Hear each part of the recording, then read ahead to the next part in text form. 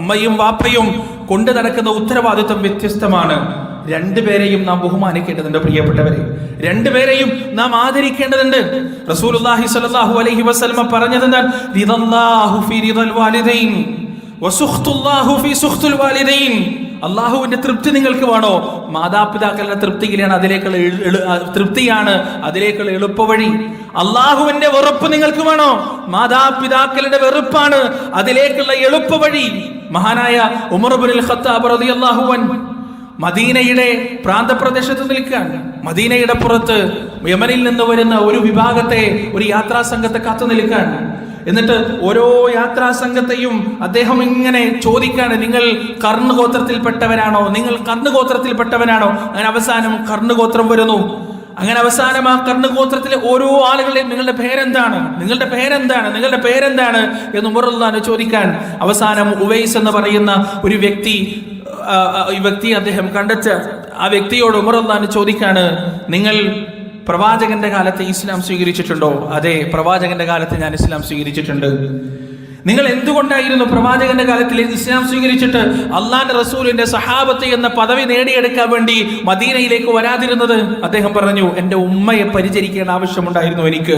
എന്റെ ഉമ്മ രോഗിയായിരുന്നു, അതുകൊണ്ട് പ്രവാചകന്റെ അടുത്തേക്ക് വരാൻ എനിക്ക് പറ്റിയിട്ടില്ല. നിങ്ങളുടെ ശരീരത്തിൽ കുഷ്ഠരോഗം ബാധിച്ചിരുന്നു? അതെ, എന്റെ ശരീരത്തിൽ കുഷ്ഠരോഗം ബാധിച്ചിരുന്നു.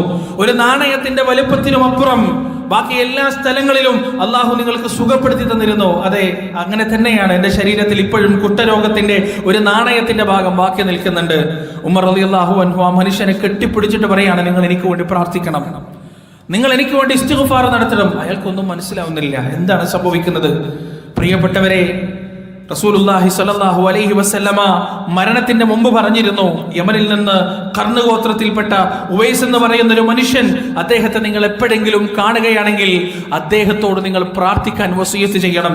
എന്റെ അഭിവാദ്യങ്ങൾ അദ്ദേഹത്തിന് നിങ്ങൾ അറിയിച്ചു കൊടുക്കണം. അദ്ദേഹത്തിന്റെ ഉമ്മയെ പരിചരിക്കുന്ന കാര്യത്തിൽ ലോകത്തിലുള്ള പുരുഷന്മാർക്ക് മുഴുവൻ മാതൃകയാണ്. അദ്ദേഹം ഇസ്ലാം സ്വീകരിച്ച് എന്റെ മുന്നിൽ വരാതിരുന്നത് അദ്ദേഹത്തിന്റെ ഉമ്മയെ പരിചരിക്കാൻ വേണ്ടിയാണ്. അദ്ദേഹത്തിന്റെ അടയാളമായി റസൂല് പറഞ്ഞു കൊടുത്തതാണ്. അദ്ദേഹത്തിന്റെ ശരീരത്തിൽ ഒരു നാണയത്തിന്റെ വലുപ്പത്തിൽ മാത്രം കുഷ്ഠരോഗം ബാക്കി നിൽക്കുന്നുണ്ട് എന്ന് പ്രവാചകൻ പറഞ്ഞു കൊടുത്താണ്. ഉമർ റളിയല്ലാഹു അൻഹു എന്നിട്ട് ആ മനുഷ്യനോട് ദുആ ചെയ്യാൻ പറയാണ്. അശറത്തുൽ മുബശ്ശിരീനിൽപ്പെട്ട ഉമർ ഇബ്നുൽ ഖത്താബ് റളിയല്ലാഹു അൻഹു പോലും തനിക്ക് വേണ്ടി ദുആ ചെയ്യണം, ഇസ്തിഗ്ഫാർ നടത്തണം. അല്ലാഹുവിന്റെ റസൂലിന്റെ സഹാബത്തിന് ഇല്ലാത്ത പതിവാണത്, അവർക്കില്ലാത്ത പതിവാണ്. നിങ്ങൾ ചരിത്രം പരിശോധിച്ച് നോക്ക്.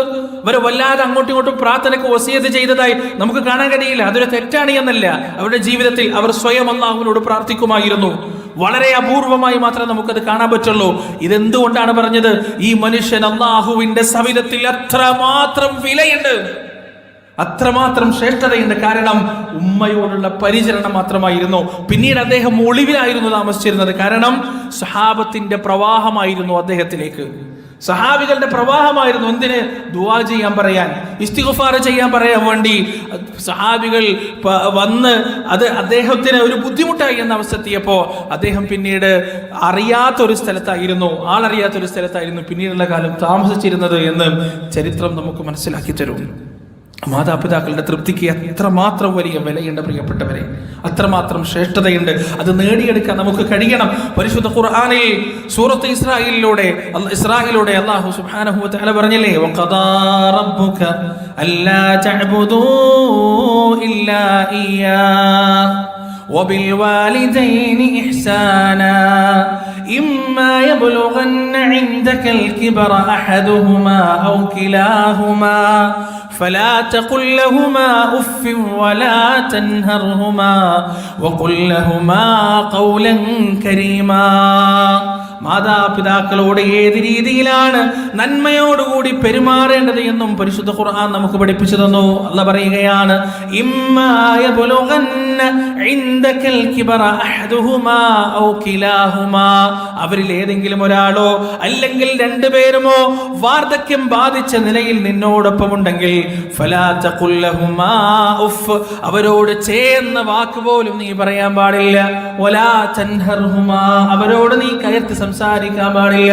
വഖുൽ ലഹുമാ ഖൗലൻ കരീമാ, മാന്യമായ വാക്കുകൾ മാത്രം നീ അവരോട് സംസാരിക്കുക.